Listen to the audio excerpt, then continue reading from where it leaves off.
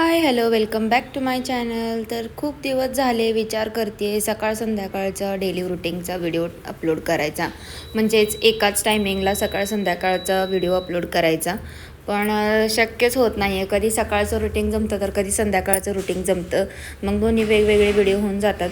पण मला असं नाही करायचं. मला एकाच व्हिडिओमध्ये माझं सकाळचं आणि संध्याकाळचं रुटीन तुम्हाला दाखवायचं आहे.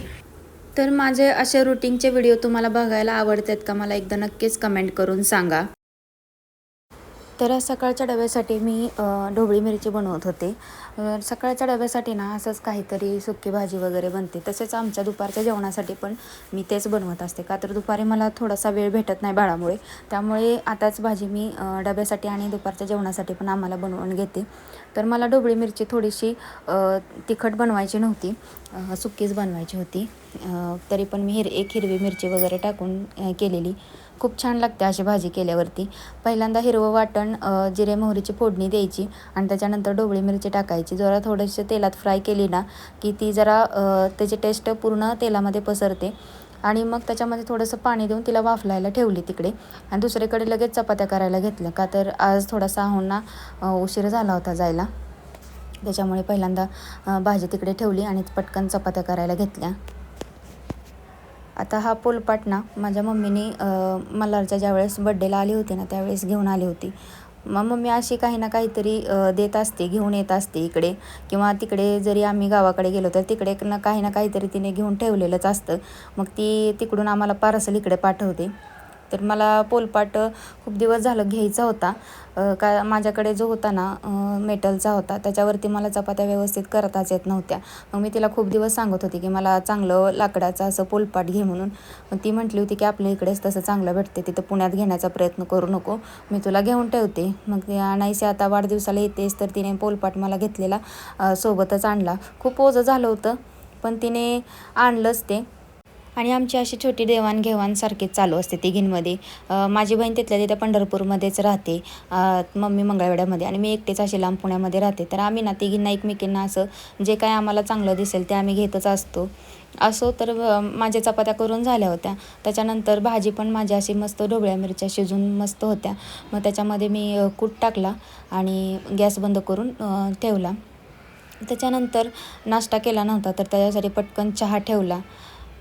असेही मला ऑफिसला गेल्यानंतर बाकीचे भरपूर कामे होती, जसं की रोजचाच फरशी पुसायचं वगैरे, किचन ओटा साफ करायचं, देवपूजा करून घ्यायची होती, बाळाला आंघोळ घालायची होती, आणि आणखीन बरीच काही कामे होती. मला पण स्वतःला माझं स्किन केअर हेअर केअर करायचं होतं. मी वांग घालवण्याचा प्रयत्न करते, आता तुम्ही व्हिडिओच्या माध्यमातून बघतायच. मला ते पण करायचं होतं, का तर ऊन बाहेर खूप पडते.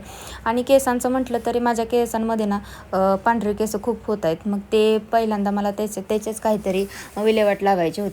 का तर लक्ष न दिल्यामुळे बाळामुळे मी काय करत होते, मेहंदी वर्षातून एकदाच वगैरे लावत होते. तर आता मला मेहंदी पण लावायची होती. इकडे दूध तापवायला ठेवलं. लगेचच दूध आणलं होतं तर विसरून जातं दूध तापवायचं, तसंच फ्रीजमध्ये ठेवलं जातं. म्हणून पहिल्यांदा दूध तापवून घेतलं आणि नाश्ता करून घेतला. सगळ्यांचा टिफिन नाश्ता सगळं झालं की मग देवपूजा करायला ना निवांत असं बरं पडतं. नाहीतर घाई गडबडीत काहीच होत नाही. बाळाला झोपवलं ना मगच छान देवपूजा करता येते. आणि मी जो फोटो घेतलेला आहे बड्डेसाठी, बाळाच्या बड्डेनिमित्त आम्ही स्वामींचा आणि शंकर महाराजांचा फोटो घेतला होता. त्याची पण मला सेवा करायला खूप आवडते. अष्टगंध चंदन वगैरे मी फोटोला जसं मंदिरात मठात लावतात ना तसं इथे पण मी लावते. तर मला ना हे करायला खूप आवडतं. काही खिडकीमध्ये मी अशा वस्तू ठेवलेल्या आहेत ना त्या जरा इग्नोर करा, का तर बाळामुळे ना अशा मी गोष्टी वर ठेवलेल्या आहेत. तर हा बघा, हा फोटो आहे, खूप सुंदर आहे. खूप इच्छा होती, खूप दिवसापासून इच्छा होती असा फोटो घ्यायची, तो योगा झाला होता. तर त्याच्यानंतर माझं पारायण पण सुरू आहे 21 दिवसाचं. नंतर मी पारायण करायला बसले.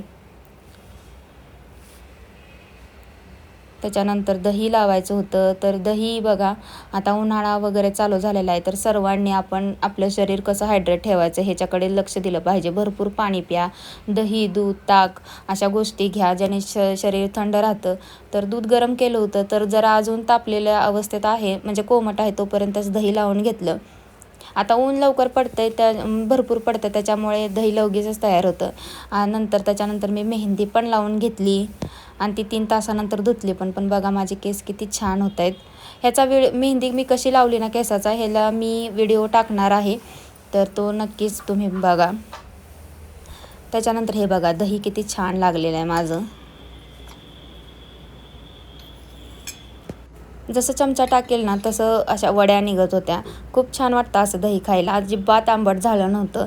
मी घरीच दही तयार करते. तर तुम्हाला पण दह्याची रेसिपी पाहिजे असेल तर मला नक्कीच कमेंट करून सांगा, मी व्हिडिओ बनवेन. कसा वाटला व्हिडिओ नक्कीच कमेंट करा. आवडल्यास सबस्क्राईब करा. Bye bye.